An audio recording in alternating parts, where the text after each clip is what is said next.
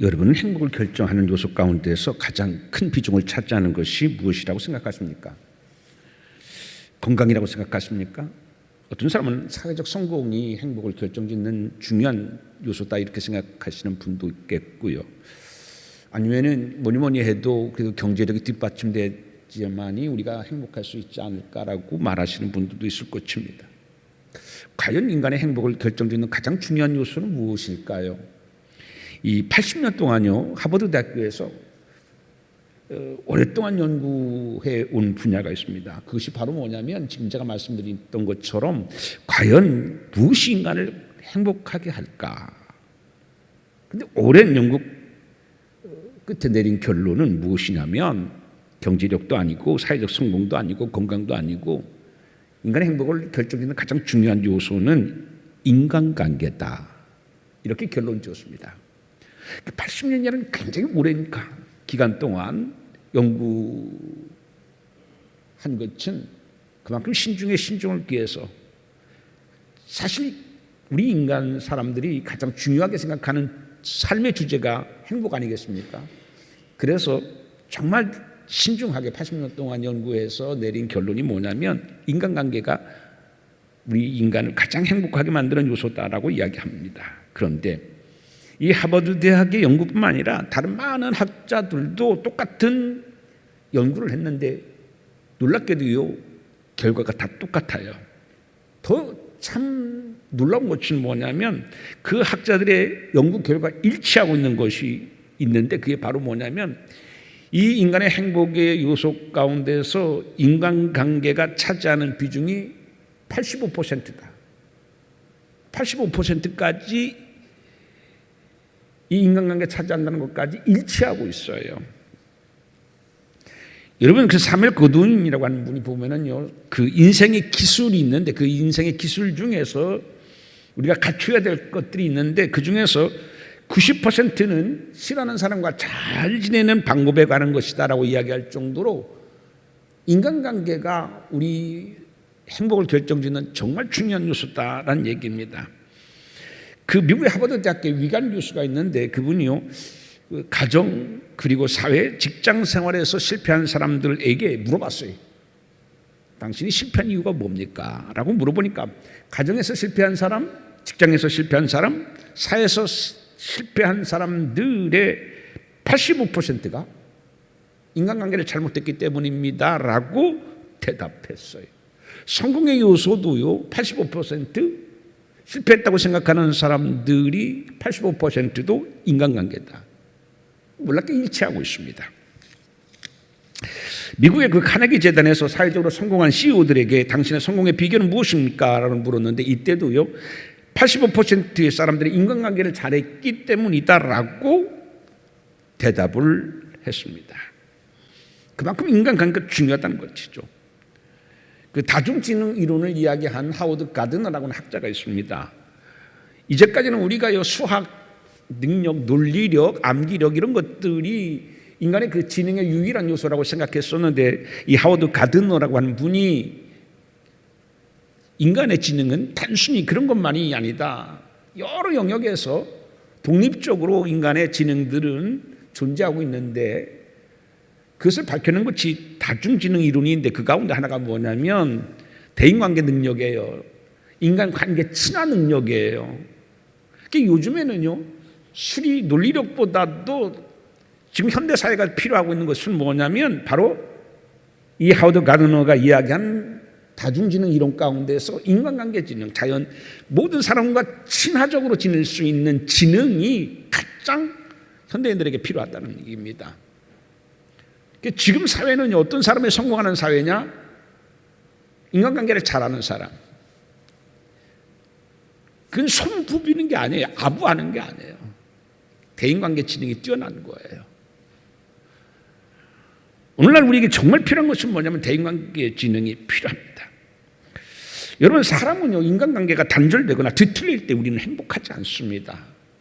그건 어디나 마찬가지예요. 직장에서도요 대인관계가 단절되거나 뒤틀릴 때 행복하지 않잖아요. 직장생활이 기쁘지가 않잖아요. 엄청 스트레스예요. 직장 가기 싫고 또 마주치기 싫고 일의 효능도 떨어지고 직장뿐이겠습니까? 가정이 있으나 여러분 마찬가지인 것입니다. 그래서 인간관계라는 것은 그만큼 중요합니다. 우리나라뿐만 아니라 전 세계적으로 인간관계 단절로 인한 고독, 외로움이 큰 사회 문제로 지금 대두되고 있습니다. 그래서 영국에서는요, 얼마 전에 신설한 부가 있는데 고독부죠. 그래서 고독부 장관도 있습니다. 국토해양부, 이런 그 중소기업부가 있는 것처럼 영국에는요, 고독부가 있어요. 일본도 마찬가지입니다. 일본에도요, 이 고립 담당 장관이 있을 정도로 지금 전 세계적으로는요, 인간관계 단절로 인하여서 사람들이 고민하고 고독에 빠지는 사람들이 많이 있다라는 이야기입니다. 우리나라도요, 보건복지부에서 이러한 인간관계 뒤틀림으로 인한 외로움에 대해서 사회 문제로 인식하고 여기서 지금 대응하고 있습니다. 인간관계 단절로 오는 고독의 문제는 삶의 질의 저하로 이어질 뿐만 아니라 고독사와 자살로 이어지는 사례가 급증하고 있는 것이 지금 우리가 살아가고 있는 현재의 모습인 것입니다.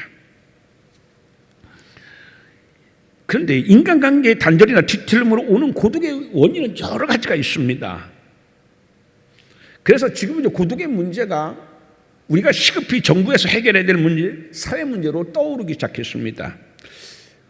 그래서 현대인들에게 왜 이렇게 인간관계가 자꾸 뒤틀리고 단절되어지고 서로 어울려 살아가지 못하는 그러한 갈등과 분열, 다툼의 사회가 되어졌는가? 그러니까 분열이 싫고 다툼이 싫고 갈등이 싫으니까 차라리 안 만나고 마는 거예요. 차라리 관계를 맺지 않는 것이 속 편한 거예요. 비혼주의 이유가 뭐예요? 그겁니다. 관계에서 오는 스트레스가 싫다는 얘기예요. 나와 너의 관계 맺기가 어려워요.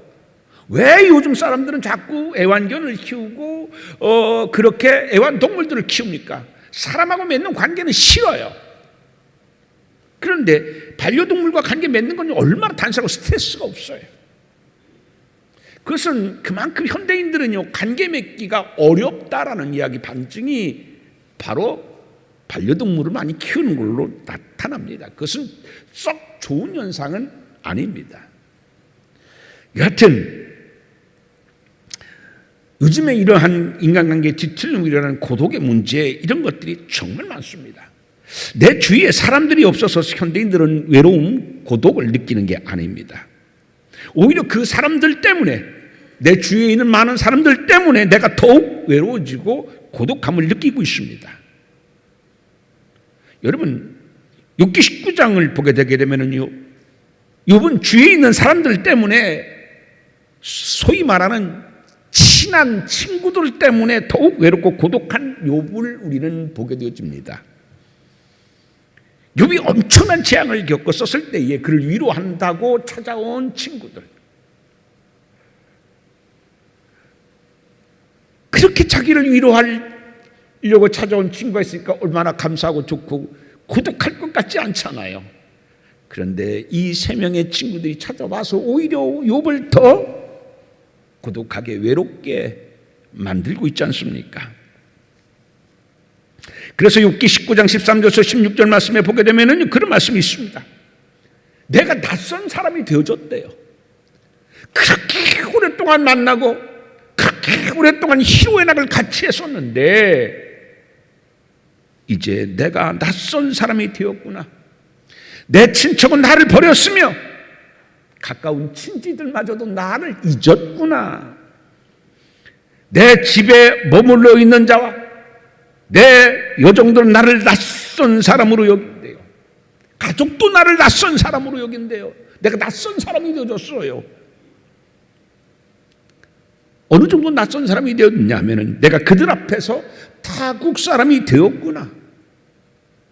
타국 사람 말도 안 통해요. 말한 것 같으나 말이 통하지 않는 거예요. 소통하고 있는 것 같으나 소통이 되지 않는 거예요. 소통은요, 행복한 관계입니다. 소통이 안 될 때 고통이 오는 거예요. 말을 한다고 그게 소통이 아니잖아요. 말을 할수록 오히려 더 벽만 느끼는 거예요. 더 큰 차이만 느끼는 거예요. 이야기할수록 가까워져야 되는데 이야기할수록 더 멀어지는 거예요. 소통이 안 돼서 그런 거예요.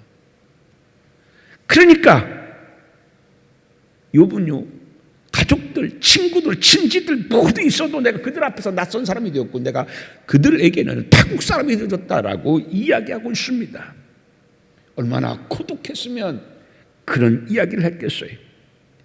그리고서요, 욥기 19장 17절 말씀에 보면 급기야 욥은요 이렇게 얘기합니다. 내 아내도 내 숨결을 싫어하며 내 허리의 자식들도 나를 가련하게 여기는구나. 아무도 욥을 이해하는 사람이 없어요. 아내마저도, 자기가 낳은 자식마저도 왕따 아닌 왕따가 됐고 고립 아닌 고립이 됐어요. 무수한 사람들과 함께 살고 있는 것 같은데 그러나 그는 정녕 고독한 섬이 되어졌다는 이야기입니다. 오늘도 욥처럼 많은 현대인들은 많은 사람들과 함께 더불어 살아가고 있는 것 같지만 외딴 무인도에 살아가는 것과 같은 외로움을 느끼고 행복을 잃어버리고 살아가는 사람들이 참 많이 있습니다. 그러길래 행복의 요소 중 가장 중요한 것이 뭐냐?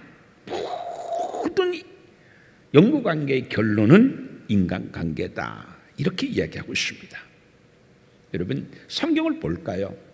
여러분, 창세기 2장에 보게 되면 하나님께서는요 그 아담을 만들어서 주었잖아요. 창조하셨잖아요.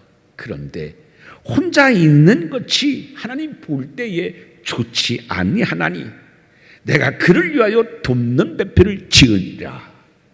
창세기 2장 18절에 그런 말씀을 하십니다. 무슨 얘기예요? 사람은요 홀로 살아갈 때에, 고독할 때에 행복한 존재가 아니란 얘기예요. 누군가 관계를 맺고 그 속에서 사람은요 기쁨을 찾고 행복을 찾는데 혼자 있으니 무슨 재미가 있어요? 무슨 행복이 있어요? 그래서 하나님께서는요 혼자 있는 그를 보고서는 좋지 않게 보셔서 그에게 같이 더불어 살아가는 돕는 배필을 주셨는데 그게 하와잖아요. 결국 하나님께서도 보실 때에 우리가 더불어 살아가는 관계 속에서 행복을 느끼라고 하나님께서는요 그렇게 아담 아닌 또 다른 사람 하와를 만들어 주셨던 것입니다. 그래서 그만큼 성경도 창세기부터 관계의 중요성에 대해서 우리에게 말씀해 주고 계십니다. 톨스토이가 길을 걷고 있는데 어느 거지가 도와달라고 하는 거예요. 그래서 톨스토이가 도와주려고 주머니를 뒤져봤는데 아무것도 없어요. 그때 톨스토이는 얼마나 미안한 마음이 들었는지 몰라요. 그래서 진심을 다해서 형제요, 내가 지금 당신을 도울 수 있는 게 아무것도 없습니다. 용서해 주세요 라고 얘기했습니다. 그러자 그 거지가요 감동을 한 거예요. 고맙습니다. 아니 당신 나를 형제라고 불러주니 나에게 돈을 준 것보다 더 기쁘고 감사합니다. 이렇게 얘기를 하는 거예요. 여러분 무슨 얘기예요? 형제라는 것은 뭐예요? 관계를 상징하는 언어가 형제잖아요. 그런데 아무 상관이 없는 것 같은 저 사람이 나를 형제라고 불러주니까, 관계 맺기를 해주니까 돈을 주는 것보다 얼마나 감사하고 기쁘고 감동됐는지 몰라요. 오늘날 이 이야기는 우리에게 많은 것들을 시사해 주고 있습니다. 오늘 여러분들은 어떤 관계를 맺고 살아가고 있습니까?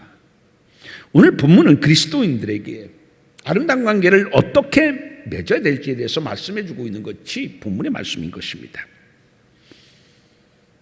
사실 신앙이라고 하는 것은 다른 것이 아니에요. 신앙은요 관계 맺기를 하는 사람들이 신앙인입니다. 뭐예요? 하나님께서는 시내산에서 모세에게 10계명을 주셨어요. 근데 그 10계명은요 2개의 내용으로 되어 있지 않습니까? 하나님에 대한 말씀, 사랑과의 관계 속에서 우리가 지켜야 될 것들, 결국은요 하나님과의 관계, 사랑과의 관계에 대해서 말씀해 주고 있는 것이 뭐예요? 그게 십계명입니다. 하나님과의 관계를 잘 맺어야 돼요. 사랑과의 관계를 잘 맺어야 돼요.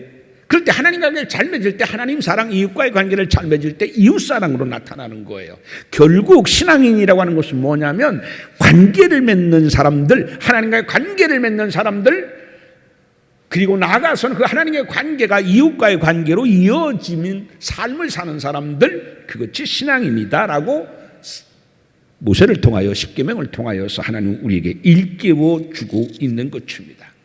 그래서 그리스도인은 다른 사람들보다 더 관계 맺기를 잘해야 됩니다. 원만한 관계를 맺어야 됩니다. 유별나서는 안 됩니다. 나쁜 의미로 유별나서는 안 됩니다. 참 저 사람 독특해, 성격도 독특해, 맞출 수 없어. 그게 그리스도인이 아니란 얘기입니다. 성숙한 그리스도인은요, 성숙한 그리스도인들은 정말 원만한 관계를 잘 맺는 사람들입니다. 어디 가서도 깊이 하거나 어디 가서도 덥석 다가가기 어려운 또 싫은 그런 사람이 아니라 정말 같이 있고 싶은 사람이죠. 그게 바로 우리 그리스도인이 되어야 합니다. 인간관계는 세 종류가 있다고 그러잖아요. 생선 같은 만남, 꽃 같은 만남, 손수건과 같은 만남, 세 종류가 있다 그랬잖아요. 근데 생선 같은 만남이 뭡니까? 만지기만 하면 비린내가 나요. 어디 가서도 또 비린내가 나요. 씻어도 잘 그 냄새가 사그러지지 않는 것이 바로 생선 같은 만남입니다. 뭐예요?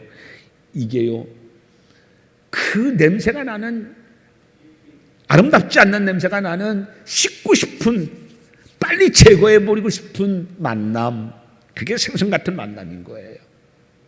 꽃과 같은 만남이 있습니다. 꽃은 처음에는 얼마나 아름다운지 몰라요. 좋아요. 근데요, 꽃이 시들어 보세요.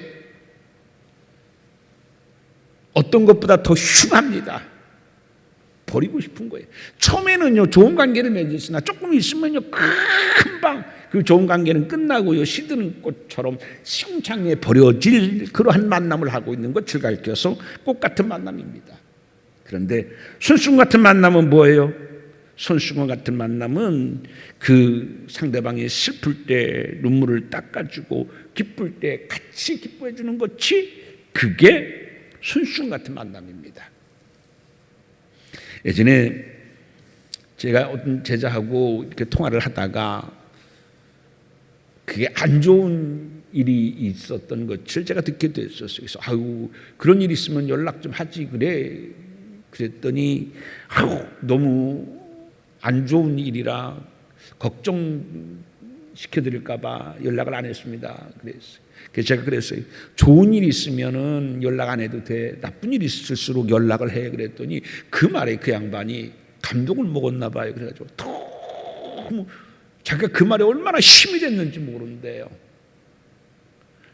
여러분, 그리스도인들은 다른 게 아닙니다. 바로 아름다운 관계를 맺고 살아가는 사람들이다라는 이야기입니다. 그래서 오늘 본문도 우리에게 아름답고 원만한 바른 인간의 관계를 맺기 될 때에 하나님께서 우리에게 주시는 축복이 말씀이 오늘 본문의 말씀인 것입니다. 여러분 기억하십시오. 아름다운 인간관계야말로 축복의 통로다라는 말씀인 것입니다. 우리는 원하든 원하지 않냐든 이 땅에 태어나서 생활하면서 죽을 때까지 끊임없이 사람들과 만나면서 만남에 이어지는 삶을 살아가는 사람들인 것입니다. 근데 이 만남은 어떤 때는요 좋은 관계 속에서의 만남이 이루어지기도 하고, 어떤 때는요 좋지 않는 관계 속에서 이 만남이 이루어지기도 합니다. 정말 편한 관계의 만남이 있고 불편한 관계의 만남이 있습니다. 여러분, 나와의 만남을 다른 사람들이 혹시 불편한 만남으로 나를 생각하고 있지는 않는가 한번 생각해 보시기를 바랍니다. 늘 언제 어디서나 편한 관계로 만나고 싶은 사람이 나을까? 여러분, 그리스도인은 후자의 사람이 되어야 된다라고 하는 이야기인 것입니다. 그런데 우리가 이렇게 만나보게 되면 어떤 때는요, 정말 관계를 맺고 싶지 않는 사람들이 있지 않습니까? 정말 관계를 맺기에는 너무 거북하고 힘들고 불편한 사람이 있지 않습니까?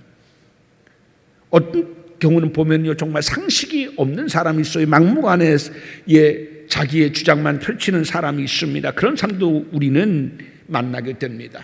내가 감당하기에는 어려운 사고를 가진 사람도 우리는 만나게 되어집니다. 어떤 앙케이트 조사에 보게 되면 당신의 직장생활에서 가장 어려운 것은 무엇입니까? 라고 물었어요. 근데 깜짝 놀랄 대답이 이루어졌어요. 업무량 낮은 보수, 이런 것들이 아니었습니다. 불편한 인간관계가 무려 90%를 차지했어요. 그건 뭐예요? 직장생활에서요, 가장 어려운 게 뭡니까? 불편한 인간관계다.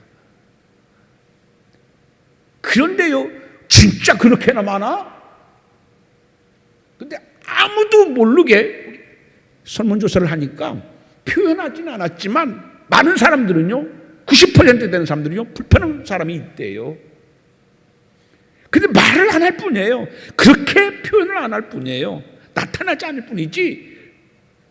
나를 불편하게 하는 사람들이 90%예요. 그런데 여러분 생각해 보세요.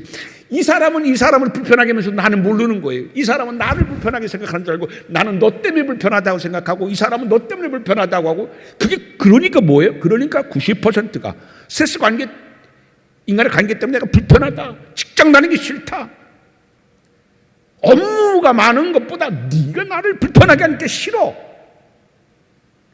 그만큼 사람들은요, 지금 서로에게 불편한 관계를 끼치고 있으면서도 모르는 거예요. 그게 나 때문에 상대방이 불편한지를 모르는 거예요. 나는 저 사람과 좋은 관계를 맺고 싶은데 저 사람 때문에 나는 좋은 관계를 못 맺고 있어. 답을 어디에서 찾아요? 나에서 찾는 게 아니에요. 다른 사람에게 찾아요. 그 원인이 제공자는 저 사람이다. 그러니까 무려 90%가 그런 거예요. 원인을 나한테 찾으면요, 그렇게 90%까지 안 나올 거예요. 그만큼 우리는요, 인간관계를 맺는 것에 대해서 정말 서툰 사람들이다 라는 이야기인 겁니다. 아까도 얘기했지만요, 고든이라고 하는 사람이 얘기했던 것처럼 사무엘 고든이요, 인간의 기술이 100%라고 하면 90%는 내가 싫어하는 사람과 잘 지내는 방법에 가는 것이다 얘기했잖아요.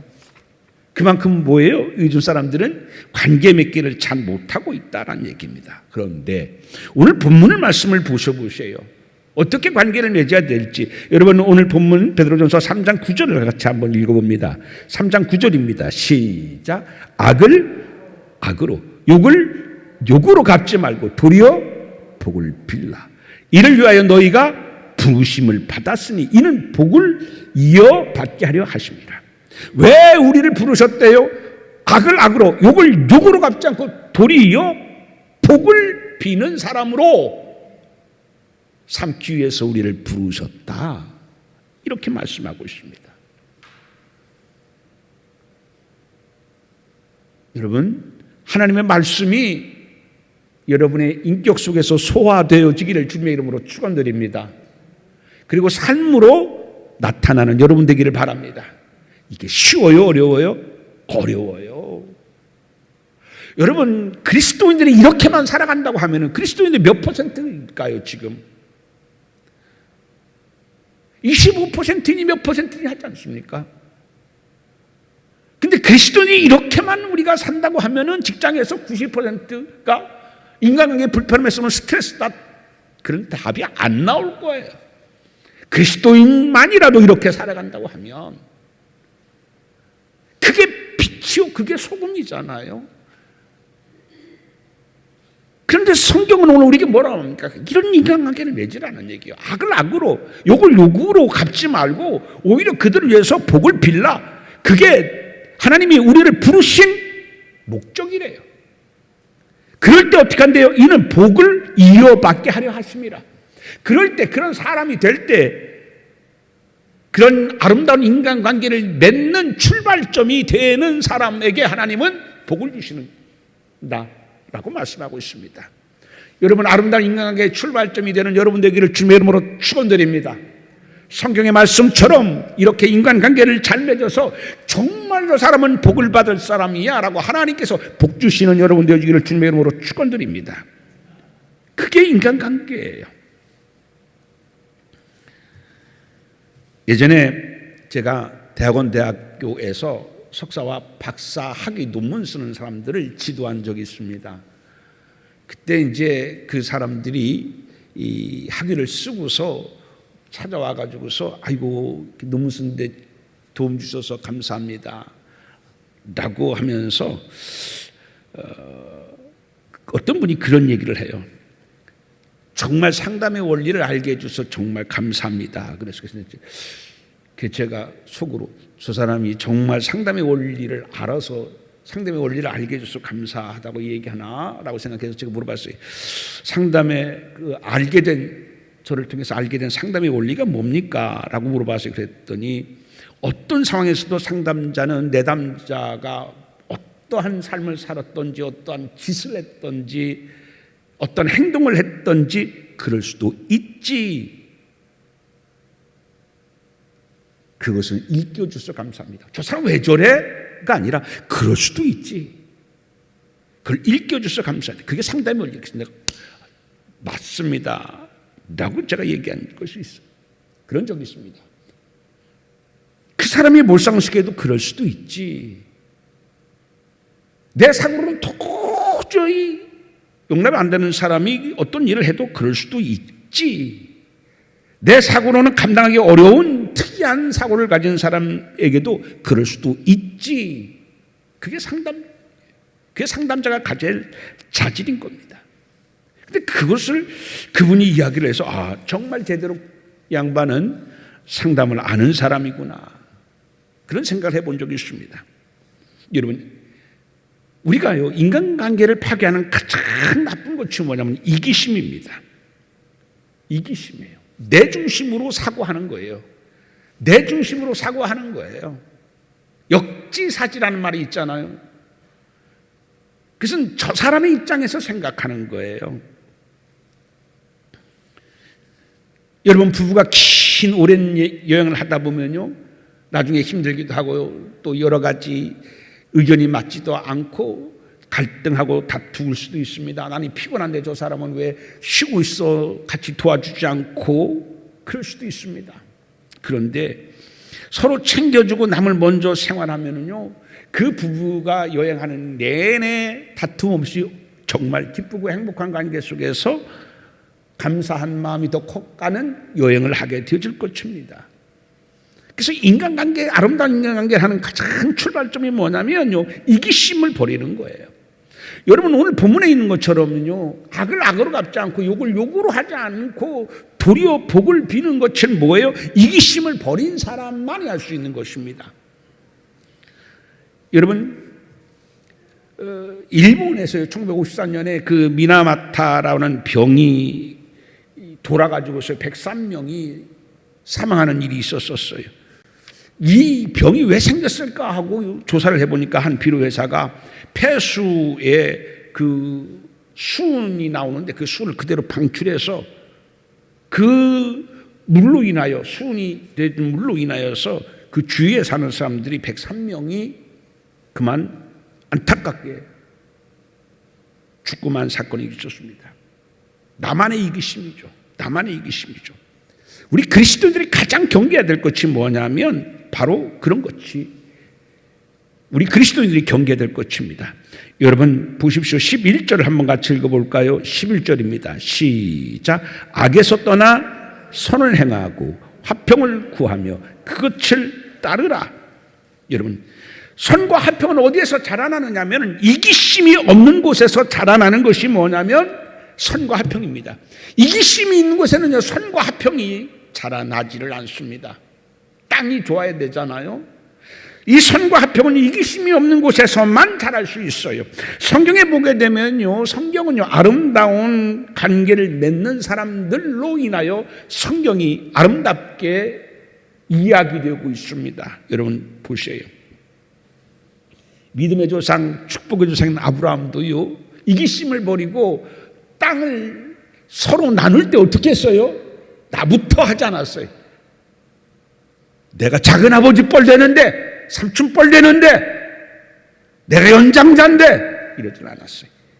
조카에게, 조카야, 네가 먼저 네가 거처할 땅을 선택해라. 이기심이 없어요. 여러분, 욥만, 아브라함만 그랬나요?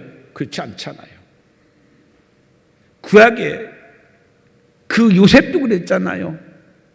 자기를 판 형제들, 그들에게 얼마나 선을 베풀고 화평을 베풀었어요. 아름다운 인간관계를 맺은 사람이에요. 성경에 보게 되면 다 축복받은 사람들은 아름다운 인간관계를 맺었어요. 뒤틀릴 수 있는 관계였잖아요. 아브라함, 롯, 뒤틀릴 수 있는 관계였었어요. 요셉과 그의 형제들 뒤틀릴 수 있는 관계였었어요. 근데 이 뒤틀릴 수 있고 단절되고 끊어버리고 싶고 원수 같은 그런 사람들인데, 그런 관계가 될 수 있는 상황인데도 선과 화평을 베풀었어요. 그리스도인들은 어떤 사람들이냐면 바로 그런 사람들이다라는 이야기인 것입니다. 마태복음 8장에 보게 되면은요, 백부장 이야기가 나와요. 그 종이 중풍병이 걸렸잖아요. 근데 어떻게 해요? 사람을 시켜서 예수님에게 보내가지고서 오라고 얘기한 게 아니에요. 백부장이 직접 가지고서 내 종을 고쳐달라고. 정말 아름다운 사람들이에요. 아름다운 관계를 맺는 사람들이에요. 성경은 왜 아름답느냐? 하나님의 말씀을 따라서 신앙을 제대로 이해했어요. 신앙을 제대로 이해하고 아름다운 관계를 맺는 사람들로 인하여 성경이 우리의 가슴에 더 따뜻하게 다가와지게 되고 더 감동을 주고, 아, 이게 신앙의 모습이구나, 우리에게 보여주고 있는 것입니다. 사랑하는 성도 여러분, 아까도 얘기한 것처럼 그리스도인들은 하나님과의 관계와 이웃과의 관계를 잘 맺는 사람들, 하나님과 사람과의 관계를 잘 맺는 사람들입니다. 오늘 본문의 말씀을 잘 기억하셔서 여러분 언제 어디서든지 선과 화평으로 아름다운 인간관계를 맺으며 살아가는 우리 모두가 되어지기를 주님의 이름으로 축원드립니다. 나를 인하여서 기쁨이 배가 되고, 나를 인하여서 힘이 나고, 나를 인하여서 감사가 마음속에 생겨나고, 그래서 정말 그리스도인들은 좋은 사람들이야, 선한 사람들이야, 그렇게 아름다운 관계로 선교해가며 하나님의 아름다움을 드러내는 귀한 여러분 되어지기를 주님의 이름으로 축원드립니다. 기도합니다. 하나님 아버지, 오늘 말씀을 우리가 죽는 그날까지 가슴에 안고 살아가기를 원합니다. 차가운 그리스도인 아니라 따뜻한 그리스도인, 가시와 같은 그리스도인이 아니라 오히려 가시를 덮어줄 수 있는 그리스도인들 되어 살아가기를 원합니다. 수많은 사람들이 오늘도 고독 속에 살아가며 인간관계의 불편 속에서 살아가며 행복을 잃어버리고 살아가는 그들에게 우리가 행복을 전해주게 도와주시옵시며, 그들의 가시를 꽃으로 피어나게 할 수 있는 성경적인 참 그리스도인 되어 살 수 있도록 우리를 이끌어 주옵소서. 예수님 이름으로 기도하옵나이다. 아멘.